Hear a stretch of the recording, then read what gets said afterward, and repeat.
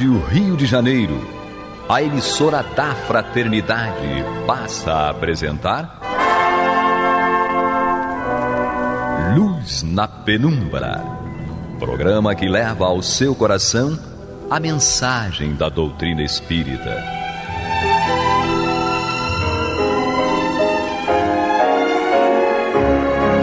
E com vocês, Eduardo Araújo, para o estudo de O Livro dos Médiuns, da obra codificada por Allan Kardec.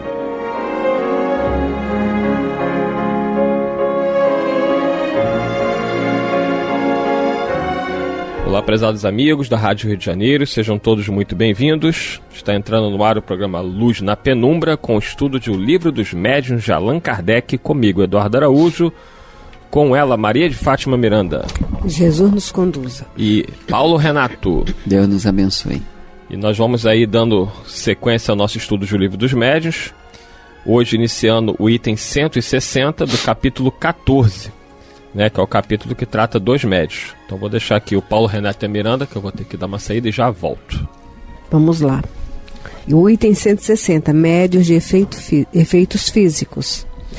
Os médiuns de efeitos físicos são particularmente aptos a produzir fenômenos materiais, como os movimentos dos corpos inertes, ruídos, etc. Podem dividir-se em médios facultativos e médios involuntários. Veja-se a segunda parte, capítulo 2, item 4. Vai lá agora ou vamos continuar a leitura do item, Paulo? Pode continuar, né? Podemos, né? Os médios facultativos são os que têm consciência do seu poder e que produzem fenômenos espíritas por ato da própria vontade. Conquanto inerente à espécie humana, conforme já dissemos, semelhante faculdade longe está de existir em todos no mesmo grau. Porém, se poucas pessoas há em quem ela seja absolutamente nula, mais rara ainda são as capazes de produzir os grandes efeitos, tais como a suspensão de corpos pesados, a translação aérea e, sobretudo, as aparições. Os efeitos mais simples são a rotação de um objeto, pancadas produzidas mediante o levantamento desse objeto ou na sua própria substância. Embora não demos importância capital a esses fenômenos, recomendamos, contudo, que não sejam desprezados. Podem proporcionar ensejo a observações interessantes e contribuir para a convicção dos que os observam. Cumpre, entretanto, ponderar que a faculdade de produzir feitos materiais raramente existe nos que dispõem de mais perfeitos meios de comunicação, quais a escrita e a palavra. Em geral, a faculdade diminui no sentido à proporção que se desenvolve o outro. E aí, Renato? É interessante que ele coloca aqui, os médios facultativos são os que têm consciência do seu poder e que produzem fenômenos espíritas por ato da própria vontade. Nós entendemos o que Kardec colocou, mas é preciso que a gente raciocine sobre essa afirmação. Quando Kardec diz que o médium é facultativo, ele produz o fenômeno, ele, por ato da própria vontade, ele não quer dizer, por certo, que ele não precisa impõe, dos espíritos. Não, ou que ele impõe aos espíritos a sua vontade para que tal fenômeno se dê. O médium, ele não pode. O próprio Chico falava, o telefone toca de lá para cá. Sim. Ele não impunha. Ele não dá ordem aos espíritos. Não dá, porque são inteligências livres. E se os espíritos obedecerem cegamente ao encarnado, aí a questão merece outra consideração e o médium tem que tomar cuidado. É obsessão. Então é interessante considerar isso, que quando ele fala ato da própria vontade, ele quer dizer que o médium se coloca como na condição de predisposição para que os espíritos se comuniquem ou não, conforme o seu desejo. A gente lembra sempre da Elizabeth da Esperança, a gente sempre fala sobre ela no livro País das Sombras, e que ela tinha consciência da mediunidade dela, da faculdade dela de materialização, e que ela muitas vezes, entre aspas, se colocava nessa posição aqui de provocar o fenômeno, mas no sentido de ela estar na cabine lá para a produção do fenômeno, como eles chamavam. Ela entrava lá na cabine e ficava à disposição dos espíritos para produzir o fenômeno. Quer dizer, o fenômeno não se dava por um ato alheio à vontade dela, não era aquela coisa que surgia do nada, né? Ela sabia que poderia estar à disposição dos espíritos para que eles produzissem o fenômeno que, por ela, através dela, poderiam produzir.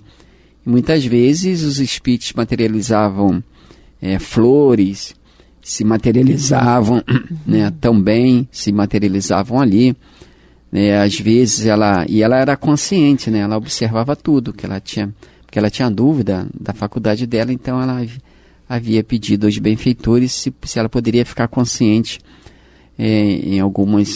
naqueles fenômenos. Então muitas vezes ela via o espírito entrar, sair, né, daquela cabine em que ela estava. E é interessante essa questão, porque ela, como tantos outros, Daniel Douglas Home e tantos outros, né, eles tinham consciência da sua mediunidade. Mas isso não significa que eles controlavam o fenômeno. Interessante. E ainda temos que ver que, em alguns momentos, existe uma diferença entre o que é mediúnico e o que é anímico. Porque eu estava lembrando do Sai Baba. Né? Quem já visitou o ashram dele, que teve essa oportunidade de estar com ele, ele produziu o Vibhuti. E não era só o Vibhuti. Eu lembro que o Divaldo, numa das viagens que teve lá, ele vai descrever numa palestra. Então ele disse que o Sai Baba, sempre tinha criança entre as pessoas, né? E da mão dele ele já saía tirando umas balinhas branquinhas e colocava na mão da criança. Quer dizer, quem via, mas ali, de repente, era o anímico. Não é? A capacidade dele de atuar nos fluidos e, de alguma forma, fazer aquilo. Mas eu lembrei, quando você estava falando assim, que o médium não dá ordem aos espíritos e não vai determinar exatamente as coisas assim, eu lembrei que há muitos anos, ali próximo ao Curupaiti, a avó de um amigo desencarnou. E ela era mãe de santo. Era uma pessoa assim, já era idosa, mas ela trabalhava na Umbanda. Mas ela é aquela pessoa que ela utilizava a mediunidade dela, era como se fosse aquela bezedeira que dava amparo, socorro, e reuniu em torno dela outros médiuns, era um bandista e tal. Ela desencarnou. E essa parte do espaço onde ela trabalhava, com o grupo que estava junto a ela, era em um... Como é que a gente vai falar? Aquela parte de cima da casa. Ai, Deus... Sobrado, alguma coisa assim. Sobrado, era uma parte como se fosse lá um terraço. Né, coberto, devidamente organizado. E quando aconteceu dela desencarnar, aquilo lá ficou fechado. Aí um belo dele falou: Miranda, a minha família está precisando utilizar aquele espaço. Será que tinha condições de vocês irem lá para... né? Eu falei: olha, a única coisa que eu me imagino fazendo em qualquer lugar é abrindo o evangelho e fazendo oração. Como era próximo ao Curupaiti, então o Joãozinho estava junto e tinha outra companheira nossa médica que fazia parte da reunião mediúnica lá do Filho de Deus. Aí marcamos, fizemos um culto nós três, né? Pedindo a Deus que nos ajudasse a dar uma orientação no que nós poderíamos ser úteis naquele espaço.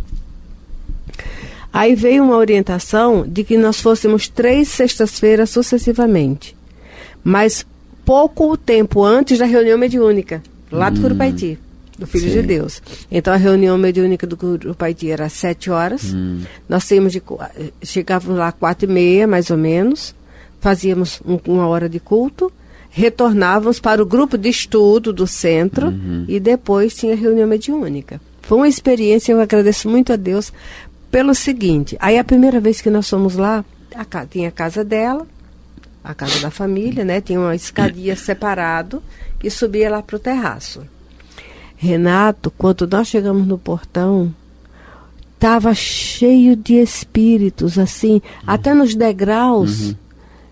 Nós fizemos uma leitura como se fosse intuitiva, entendeu?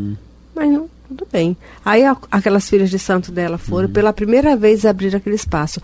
tudo que tinha parado naquela última reunião dela estava lá, o pedacinho de vela, o restinho de coisas naquelas vasilhinhas e tal. E aí pedimos à pessoa responsável que nos solicitou que abrisse o evangelho. Foi feita a leitura, não é? Aí o João comentou um pouco, a companheira também, olha, a gente não está aqui, a gente está aqui simplesmente para trazer o evangelho de Jesus, porque é remédio, é conforto, é água cristalina que vai descedentar, tal. Tudo bem. Quando chegamos à reunião mediúnica, voltamos, foi 1 hora só, eles participaram, marcamos mais 2 sextas-feiras seguintes. Na hora da reunião mediúnica, o esclarecimento, todos aqueles espíritos que foram percebidos, porque eu percebi de um jeito, o João sentiu de outro e a Marli viu de outro.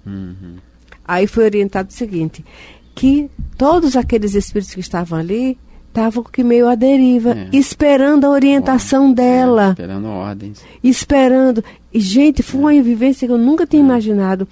Eles passaram 1 ano ali, assim, naquela expectativa do que fazer. Porque eles tinham uma dependência por conta do nível de trabalho que era feito, do magnetismo dela. E ela estava num estado ainda que não estava lúcida na espiritualidade. Não podia ajudar, né? Não podia. Entendeu? Aí você está falando, eu estou lembrando, porque são espíritos que estavam sob a orientação dela. Como ela fazia um trabalho de socorro e atendimento ao próximo, sem cobrar nada, sem interesse material na coisa. Né? Eu sei que teve a 2ª reunião e na 3ª tinha um médium lá na reunião que não sabia de nada que estava acontecendo. Ela deu passividade através dele. A senhorinha, entendeu? E agradeceu e pediu ajuda e se comprometeu de participar dos estudos. Você estava falando isso, vê nitidamente essa vivência que nós tivemos. Porque o médium que estuda, ou não é o médium dizer, é a minha vontade, eu quero que faça isso, eu vou fazer aquilo, não é assim. Né? E nessa outra proporção, estava dentro de uma égide de um socorro, ela devia ter uma boa assistência espiritual, porque era uma pessoa que tinha um coração bom. Não é? Mas esses espíritos que não tinham a maturidade que outros têm, de repente nem sabia como as coisas aconteciam, estavam naquele estado de deriva esperando orientação. Isso acontece muito, porque não basta ser bom e fazer o bem. É preciso esclarecer, o esclarecimento da liberdade. E às vezes a gente aprisiona aqueles que nos servem, os nossos entes queridos, aprisiona no nosso campo emotivo, mental, né, inibindo a sua liberdade de ação, as suas iniciativas, mas todos nós precisamos agir e andar com as próprias pernas, né? A vida nos força a isso. Mas quando criamos condicionamento nos outros, passamos a ser responsáveis por esses condicionamentos. Isso mesmo. Porque as pessoas às vezes não sabem o que fazer realmente. E aquilo estava causando sofrimento nela, porque ela não tinha ainda condições de atendê-los mais na forma como eles estavam condicionados. E ela sentia a aflição deles e estava ainda se fortalecendo para esse outro momento. Isso acontece na vida diária mesmo, especialmente no âmbito da família. Às vezes com esposa, com mãe, com filho, com esposa, com marido. Né? Eu conheci um casal, uma família que ficou um bom tempo, os filhos casaram e ficou um bom tempo os 2 morando sozinhos, mas ela decidia tudo por ele, tudo. Ele não fazia nada sem perguntar a ela. Aí a gente ficava pensando, né? Quando ela desencarnar, o que vai ser dele? Como é que ele vai agir por conta própria? Então, a gente que ama alguém, que se interessa por alguém, tem que amar, mas dar liberdade. É o que Deus faz conosco. Né? Porque amanhã ou depois nós teremos que caminhar sozinho. E caminhar sozinho sem orientação nenhuma é um tanto quanto perigoso, angustiante, inseguro.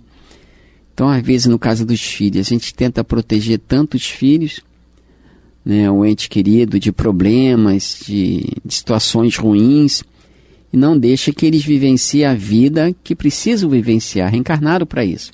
Não é jogá-los do precipício, não é isso.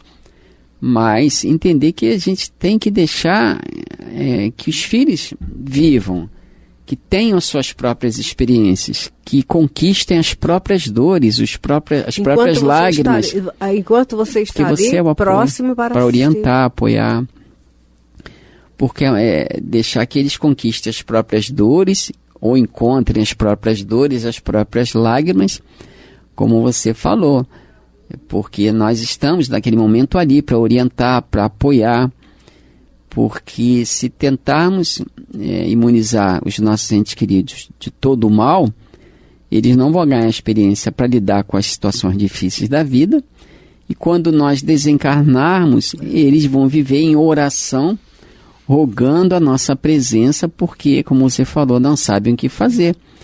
E o nosso estado de angústia, de ansiedade na esfera espiritual vai aumentar muito. Porque, às vezes, os benfeitores não nos permitem mais a presença espiritual junto a esses entes queridos. Porque nós falhamos na orientação que deveríamos lhes dar. Precisa lidar com as consequências. Né? Aí os espíritos superiores vão nos deixar na ilusão de que os nossos entes queridos estão sofrendo sem amparo. Que é ilusão, porque o amparo vai virar, digamos, por outras mãos. Ninguém ficar desamparado. Mas aquele pai, aquela mãe, aquele ente querido vai ficar sofrendo a sensação de que os seus entes queridos estão sofrendo sem amparo. Aí vai vir o complexo de culpa, aquelas coisas todas. Eu devia ter dado liberdade, eu devia ter controlado a liberdade, mas dado liberdade. Então, a questão é um tanto complicada. E às vezes no exercício mediúnico se dá assim. Na condição... Muitos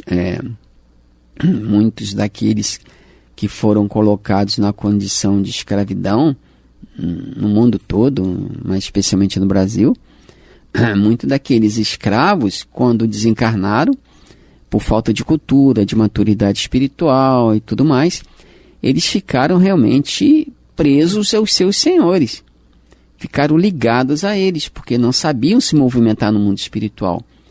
Não foi uma obsessão clássica, não estamos falando disso.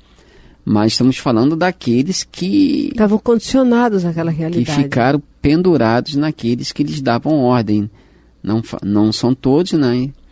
Mas muitos ficaram nessa condição. Muitos encarnados mesmo até se abstiveram de seguir a vida deles. Ficaram voluntariamente ali junto aos senhores de escravo, porque não sabia como sobreviver longe dele. O que fazer? O que eu vou fazer da minha liberdade? O que eu vou fazer da minha vida? Gente, é algo assim. Aí a pessoa se condiciona voluntariamente a um tipo de vida semelhante à escravidão. Embora seja livre. É um servilismo.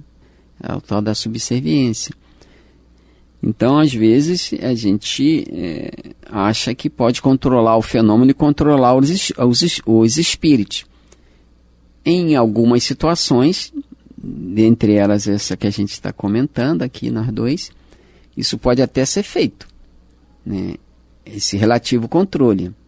Mas temos a certeza de que quando sairmos do corpo pela morte, nós encontraremos aqueles serviçais ao nosso lado. E aí, vamos fazer o que hoje? Né? Quais são as ordens, as orientações? Nós vemos que os próprios animais, porque eles têm aquela situação da vida material, o instinto de sobrevivência, quando o animalzinho está saudável, porque tem aquelas cadelinhas e tem aquelas que até rejeita a cria, não é? Tem uma situação a nível de eu imagino que é tipo uma depressãozinha que dá no animal, alguma coisa que eles rejeitam, outros comem a cria, né? Tem essa coisa do instinto lá do animal. Mas quando está tudo funcionando dentro da normalidade, a mãe tenta dar essa independência para os filhotes, vai ensinando, vai mostrando, até que chega a hora, vai embora. Vai andar sozinho. Mas nós que usamos da inteligência para avaliar as coisas, as situações, a gente acaba criando... dependência. Criando uma vida que às vezes não existe. Né? Criando uma ilusão de uma vida que não existe. E essa ilusão, que é o nosso ponto de vista sobre a vida, faz com que nós aprisionemos os nossos entes queridos no nosso campo de ação. Eles só podem sair se for desse jeito, só pode ir a tal lugar se for daquele jeito, né? Obriga uma coisa simples, vai levar casaco, né? Maior sol, mas vai levar casaco, entendeu? Às vezes são dois extremos, ou desliga de banda tudo de vez, o ou controle então em absoluto, não dá liberdade de escolha, da pessoa falar, não quero levar casaco porque tá sol.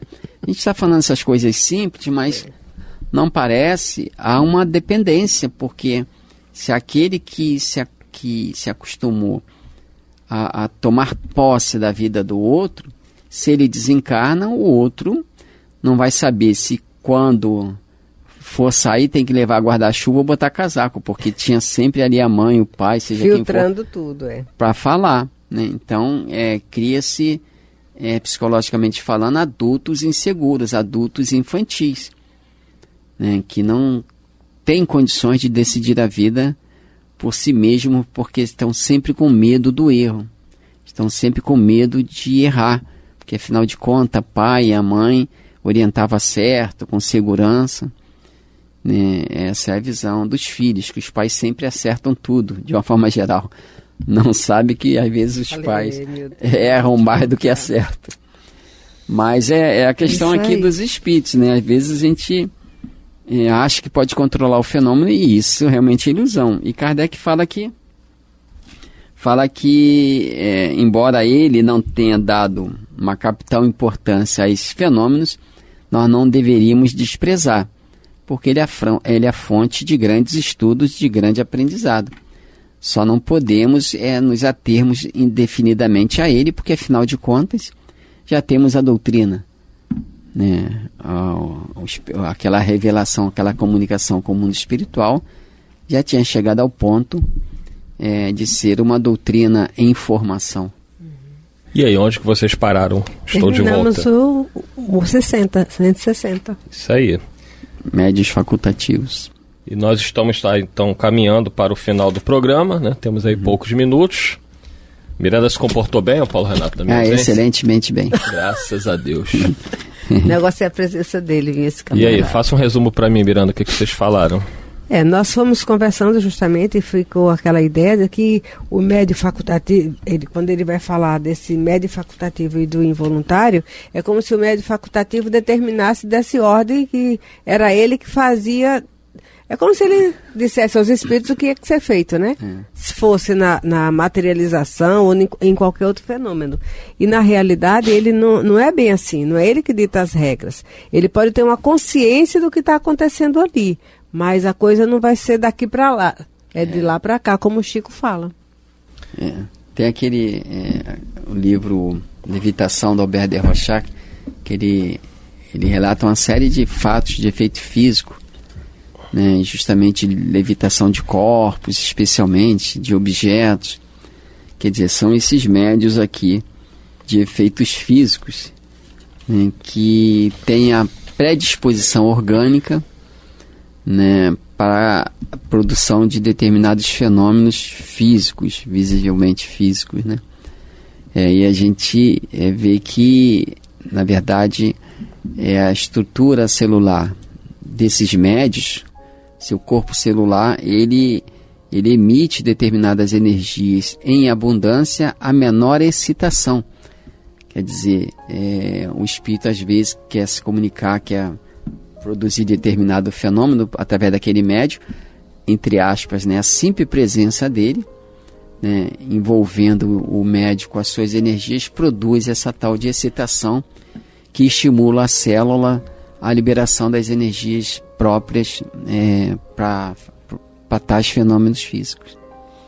É isso aí, chegamos ao final de mais um programa, agradecendo aí a sua audiência, a estarem conosco, a abrirem as portas da sua casa, a Rádio Rio de Janeiro, e vamos continuar juntos aí estudando o Livro dos Médiuns. Na semana que vem nós já vamos iniciar o item 161, que são os médiuns involuntários ou naturais. Muita paz a todos. Dá tchau, Paulo Renato. Jesus nos conduz. Nosso Senhor nos abençoe. Isso aí. Você está ouvindo o programa Luz na Penumbra.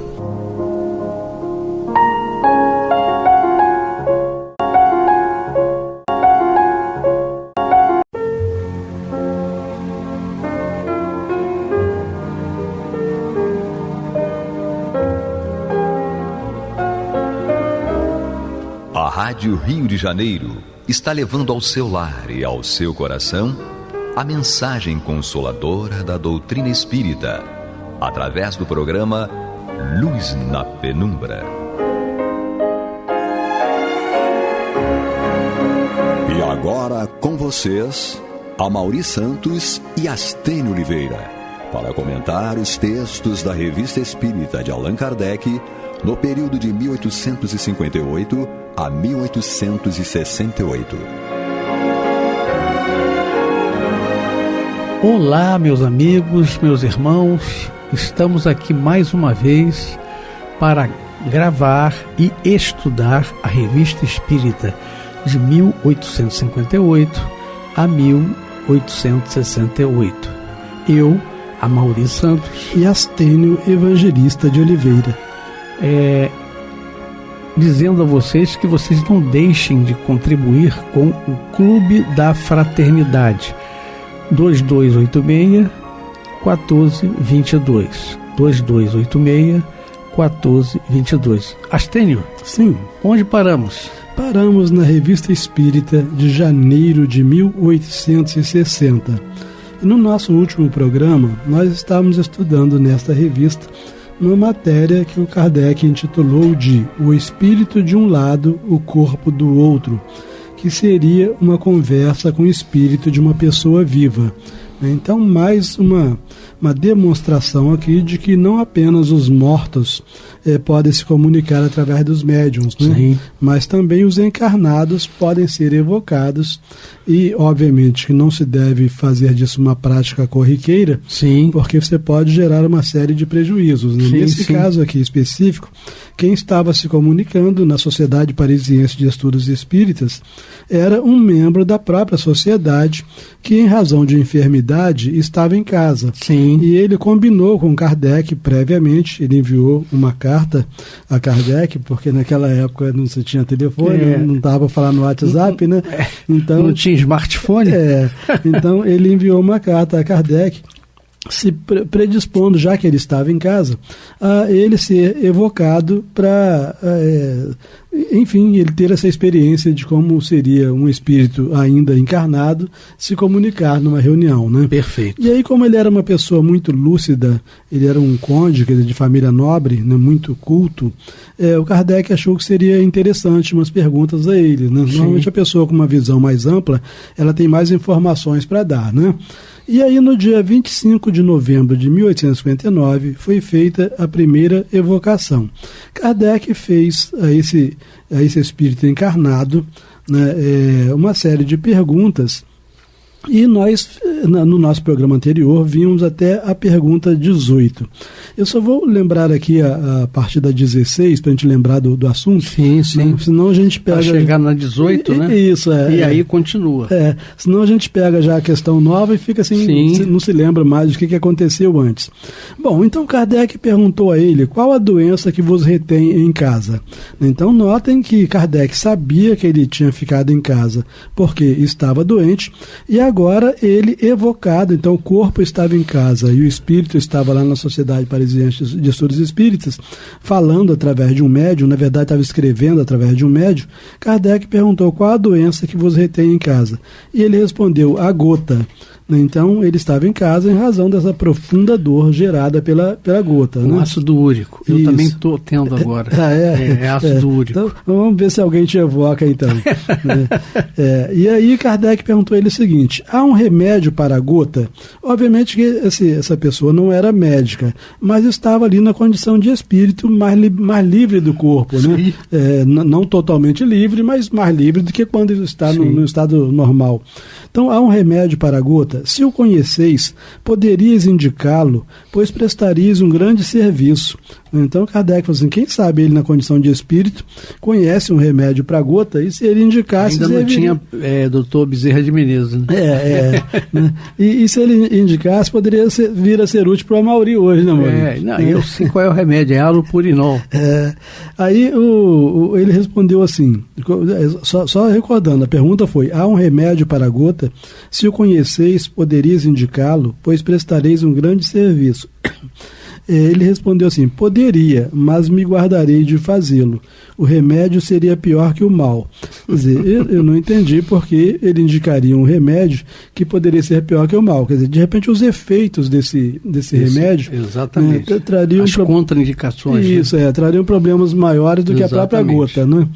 Bom, aí quer dizer, resolveria a gota, mas criaria outros problemas, né? Então ele não indicaria. Aí Kardec fala assim: pior ou não, quereis indicá-lo, mesmo que não venhais a vos servir dele? Foi uma pergunta. Pior ou não, quereis indicá-lo, mesmo que não venhais a vos servir dele? Ele respondeu: há vários, entre os quais o lírio verde. Então ele, naquela condição de espírito mais ou menos liberto do corpo, né, desligado do corpo, ele diz que existiam vários remédios para gota. Dentre esses remédios, o lírio verde. Aí Kardec coloca logo em seguida uma observação, as perguntas vão continuar. Kardec só aproveitou essa resposta para fazer uma observação. A resposta foi: há vários, entre os quais o lírio verde. Aí Kardec botou o seguinte: ao despertar, o senhor DR reconheceu jamais ter ouvido falar do emprego desta planta como específico antigotoso. Né? Obviamente, aqui Kardec estava escrevendo a revista algum tempo depois dessa comunicação. Né? Então ele já sabia... E você vê que tudo vem da planta, né? Sim. A maioria dos remédios, inclusive hoje. Inclusive hoje. Né? E cada vez mais, né? Cada vez mais. Então, o Kardec, quando estava escrevendo a revista, ele já tinha conversado com esse senhor DR e já sabia que quando ele despertou após aquela primeira entrevista, que ele não reconheceu que ele jamais havia ouvido falar de lírio verde para gota. Ele só sabia aquilo na condição de espírito livre, na condição de espírito encarnado ou estado normal, ele não sabia, nem tinha ouvido falar de lírio verde. Né? Então, para a gente ver como é que o conhecimento da gente é maior quando a gente está desvinculado do corpo. Né? Bom, aí o Kardec continua dizendo o seguinte: em vosso estado atual, veríeis um perigo que poderia correr um amigo e poderíeis vir em seu auxílio? Esse estado atual, Kardec se refere, é naquela condição em que ele está de espírito provisoriamente desligado do corpo. Né? Então, naquele estado, ele poderia ver o perigo em que o amigo estivesse correndo e auxiliar o amigo? Sim. Né? Aí ele respondeu: poderia. Inspirá-lo-ia. Se ouvisse a minha inspiração, e ainda com mais proveito se fosse médium. Então ele fala que ele poderia vir em auxílio, mas através da inspiração, e não de qualquer outro modo. Né? Se ouvisse a minha inspiração, e ainda com mais proveito se fosse médium. Quer dizer, então é exatamente isso que acontece conosco. Os espíritos vêm em nosso corpo, nos inspiram, mas a liberdade é plena, é nossa. Né? É livre-arbítrio. Isso. A gente pode refutar um pensamento tanto mal quanto um pensamento bom, né? Bom, aí prossegue Kardec. Desde que o evocamos por vossa vontade, por que por vossa vontade? Porque foi ele que se ofereceu para ser evocado, né? Então, desde que o evocamos por vossa vontade e que vos pondes à nossa disposição para estudos, tende a bondade de descrever o melhor possível o estado em que vos encontrais agora. Então está entendida a pergunta, né? Quer dizer, seu corpo está lá na sua casa, você está aqui, dá as melhores informações que você possa sobre essa situação em que você se encontra nesse momento. Aí ele botou o seguinte: estou no estado mais feliz e mais satisfatório que se possa experimentar. Então a gente nota que ele não estava desencarnado e só pelo fato de estar desvinculado do corpo ele já estava mais sentindo feliz. Melhor. Jamais tivestes um sonho em que o calor do leito vos faz crer que sois levemente embalado no ar ou na crista de ondas tépidas, sem nenhuma preocupação com os movimentos, sem a menor consciência dos membros pesados e incômodos a se moverem ou a se arrastarem, numa palavra, sem necessidades a satisfazer? Não sentindo o aguilhão da fome nem o da sede, encontro-me neste estado junto a vós, e ainda não vos dei senão uma pequena ideia do que experimento. Então, ele ainda encarnado, mas com essa essa vantagem, né, de estar provisoriamente desligado do corpo e de modo consciente, não é como a gente no sonho, né? Ele estava se sentindo leve, né, livre, sem necessidades. Né? Então esse figura bem o estado normal da desencarnação. A gente fala estado normal porque existem os estados anormais que não são tão incomuns, né? De a criatura continuar com fome, continuar com dor, né? As sensações humanas. Isso, Bom, o estado atual, outra pergunta, o estado atual de vosso corpo sofre alguma modificação fisiológica em razão da ausência do espírito? Então agora Kardec está perguntando sobre a situação do corpo dele, que estava lá na casa dele. Então o estado atual do vosso corpo sofre alguma modificação fisiológica em razão da ausência do espírito? Ele responde, de modo algum. Estou no estado a que chamais primeiro sono. Sono pesado e profundo que todos experimentamos e durante o qual nos afastamos do corpo. Então, o corpo dele estava numa situação normalíssima, sem qualquer efeito da ausência do espírito. E essa ausência aqui também a gente sabe que não é uma ausência total, né? Exatamente. Ele também não estava tomando remédio.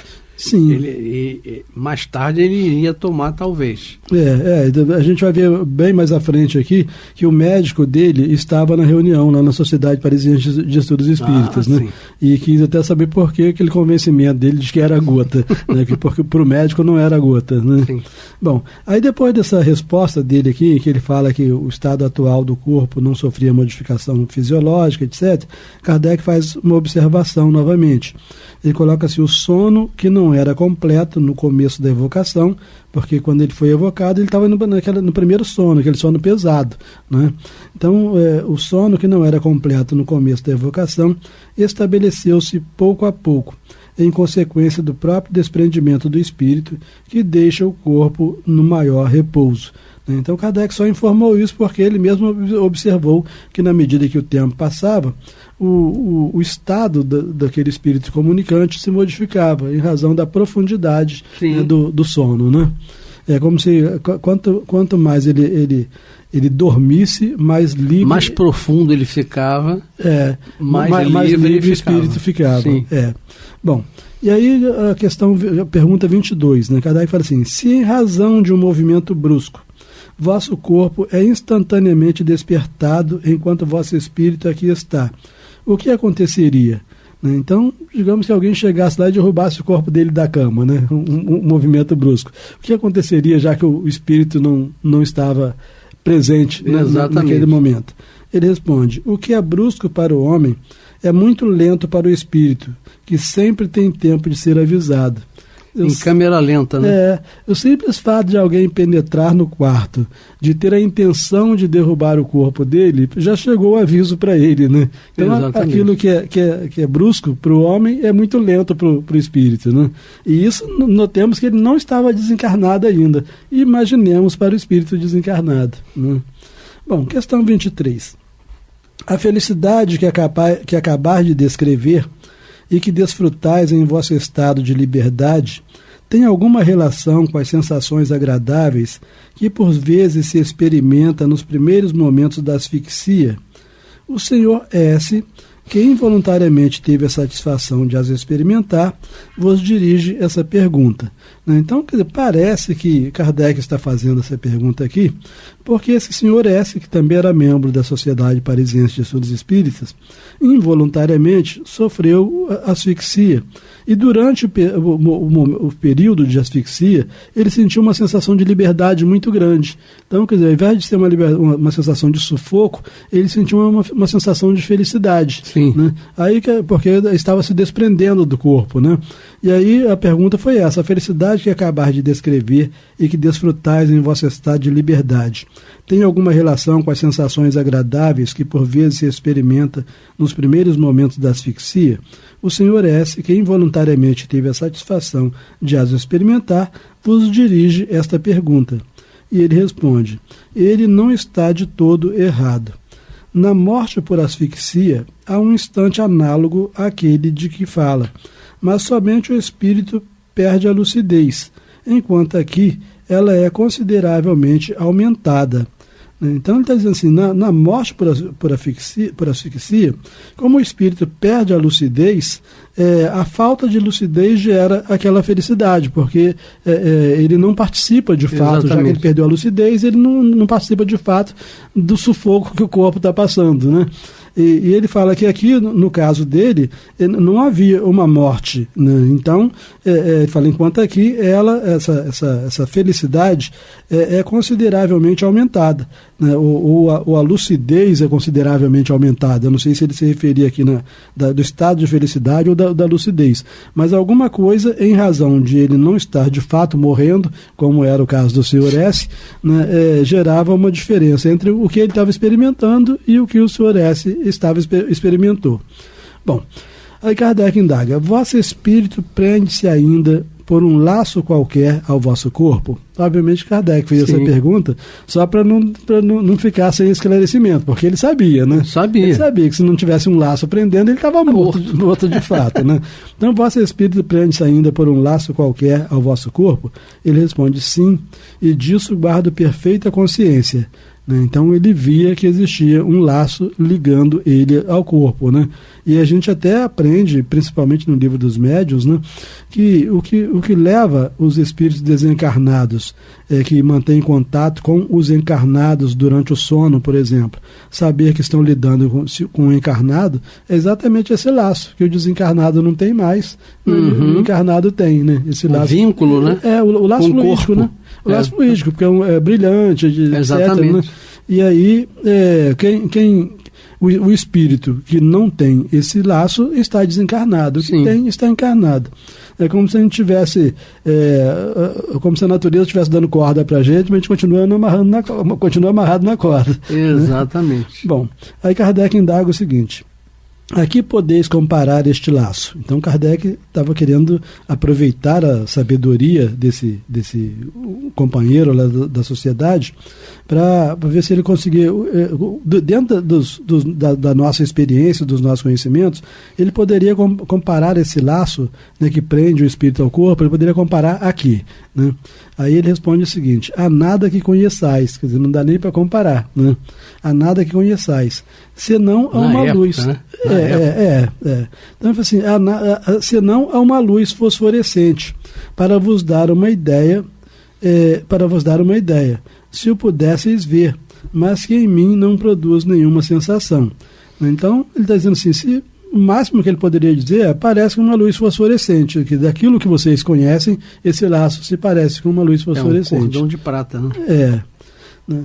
Bom, questão 26, quer dizer, pergunta 26 que Kardec fez a esse espírito aqui, né, encarnado. A luz, ele está perguntando a luz elétrica mesmo, ou a luz do lampião, sei lá qual a luz que eles estavam utilizando naquela época. Devia ser lampião, né? Né? A luz vos afeta da mesma maneira? Ele tem a mesma tonalidade que vedes pelos olhos? Ele responde, absolutamente, porque os olhos me servem, de alguma sorte, como janelas de meu cérebro. Então ele fala assim, o processo para percepção da luz, enquanto eu estou encarnado, é um. O processo para percepção da luz, quando eu estou desvinculado do corpo, é outro. Né? Então ele diz que a luz não afeta do mesmo modo. Né? Estava desvinculando, né? Isso aí, e aí a outra pergunta, percebeis os sons tão distintamente? Ele responde, mais ainda, já que percebo muitos outros que vos escapam. Ou seja, a condição do espírito livre do corpo é uma condição magnífica, né? Em princípio, se a gente não tiver complicado com a vida, né? Exatamente. Se não tiver complicado com a vida, é uma condição magnífica. Bom, como transmitis o pensamento ao médium? Pergunta interessante, né? Porque ele não estava respondendo ali diretamente a Kardec. Ele estava respondendo através de um médium. E o médium estava captando o pensamento dele, né? Sim. E aí a pergunta foi, como transmitis o pensamento ao médium? Aí ele fala assim, atuo sobre sua mão, para lhe dar uma direção que facilito por uma ação sobre o cérebro. Então a gente vê que a comunicação aqui era através da psicografia. Então ele não apenas atuava sobre a mão, dando um impulso numa direção à mão, como facilitava isso atuando sobre o cérebro, ou seja, uma comunicação telepática, né? Ele pensa, o médico capta, e ao mesmo tempo escreve, né? E ao mesmo tempo ele impulsiona a mão do médium, né? Bom, a questão 29, ou pergunta 29, feita por Kardec. Utilizai-vos das palavras do vocabulário que ele tem na cabeça ou indicais as palavras que deve escrever? Outra questão interessante, né? Então, quer dizer, se ele interpreta o pensamento do cara está falando, né? Sim. Ou se não, ele coloca no papel o que ele fala. Exatamente as palavras que ele fala. Exatamente. Né? Ou se ele simplesmente pensa e o outro transforma isso em palavras, né? Aí ele responde assim, uma coisa e outra, conforme a conveniência. Então ele pode usar das palavras do vocabulário que o médium já possui, e ele pode também indicar outras palavras que nem faz parte do vocabulário do médium, né? A gente vê então a riqueza vocabular de um Chico Xavier, né? Nossa! Tantos espíritos diferentes, né? Com culturas... Ele era inculto, né? Então isso dava maior credibilidade a ele. Sim, porque se não admitisse que eram os espíritos, tinha que admitir que ele era gênio, né? Exatamente. Bom, então uma coisa e outra. Ele utilizava das palavras do vocabulário que o médium já possuía e indicava também palavras. Se tivesseis por médium alguém que desconhecesse a vossa língua e a dele vos fosse desconhecida, um chinês, por exemplo, como farias para ditar-lhe? Outra questão, né? O Kardec só catucava. Só catucava, né? Porque o cara que era francês e o médium também era francês. Mas se fosse um chinês. Fosse um médium chinês, né? Como é que ele ia fazer? Quer dizer, o espírito aqui não conhece a língua chinesa, né? E por outro lado o chinês ele não conhecia a língua francesa, né? Como é que não tinha aquele aparelhinho hoje que que converte, né? Não tinha inteligência artificial. Bom, aí ele responde o seguinte: isso seria mais difícil. Então a gente vê que ele estava realmente bem compenetrado, tinha estudado bastante, né? E como espírito mais livre, ele estava com um grande grau de sabedoria, né? Bom, isso seria mais difícil, talvez impossível, né? Em todo caso, só seria possível com uma flexibilidade e uma docilidade muito rara de encontrar. Certíssima a resposta dele, né? Então, o médium chinês poderia receber o pensamento dele, mas aí e escrever em chinês aquilo que ele está pensando em francês, se é que dá para pensar numa língua ou na outra, né? Mas aí já seria muito raro, né? Sim. Captar e transcrever em outras palavras. Traduzir, né? Bom, aí Kardec indaga o seguinte, e o nosso tempo já está acabando de novo, né? Poxa. O problema disso é que o tempo acaba muito rápido. Mas deixa a gente seguir mais uma questão aqui, pelo menos. Aí Kardec fala assim, um espírito cujo corpo estivesse morto experimentaria a mesma dificuldade para se comunicar por um médium completamente estranho à língua que falava em vida? Então Kardec reconhece aqui a dificuldade dele porque ele estava encarnado ainda. Fala assim, mas se ele estivesse desencarnado, ele teria a mesma dificuldade para se comunicar através de um médium que não conhecesse a língua que ele teve na última existência, né?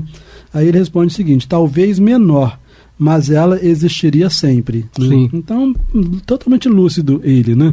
Então, mesmo que ele estivesse desencarnado, se o médium não conhecesse a linguagem dele, ou ele não conhecesse a linguagem do médium, teria dificuldade. Né? Então, talvez menor, mas ele existiria sempre. Acabo de dizer que, conforme o caso, o espírito dá ao médium as suas expressões, ou toma as dele. Mas aí, obviamente, que seria quase que a telepatia, né? Seria a comunicação via pensamento. E aí são para seres que estão mesmo num estágio diferenciado, não de progresso necessariamente, mas de sensibilidade, né? Exatamente. E aí, se a gente é meio embrutecido, não tem a mínima chance. Não chega nada. Mas terminou o nosso tempo por hoje. É lógico. Mas na próxima nós vamos continuar esse tema interessante. Vamos. Terminamos a mensagem que foi lida pelo Astênio e vamos na próxima semana buscar novas mensagens, novo estudo. da Revista Espírita de 1858 a 1868. Eu, Amaury Santos e Astênio Evangelista de Oliveira. Lembrando a vocês, o Clube da Fraternidade, pelo telefone 3386-1422. Ajudem para mais sócios, amigos e parentes. Tá bom? Muita paz.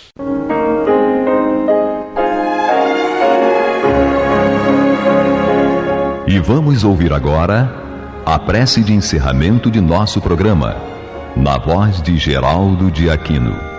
Jesus, dá-nos coragem para a luta, piedade para os insultos e misericórdia para as injustiças e ingratidões. Limpa nossa alma de inveja e ambições mesquinhas, de ódio e de vingança o nosso caminho. E que dentro em pouco, ao recolher-nos de novo ao calor do nosso leito, para que o sono nos dê a paz e o esquecimento das tristezas humanas, possamos sentir, Senhor, no mais íntimo de nosso ser, a doçura indefinível do Teu amor e a grandeza incomparável da Tua divina presença. Que assim seja.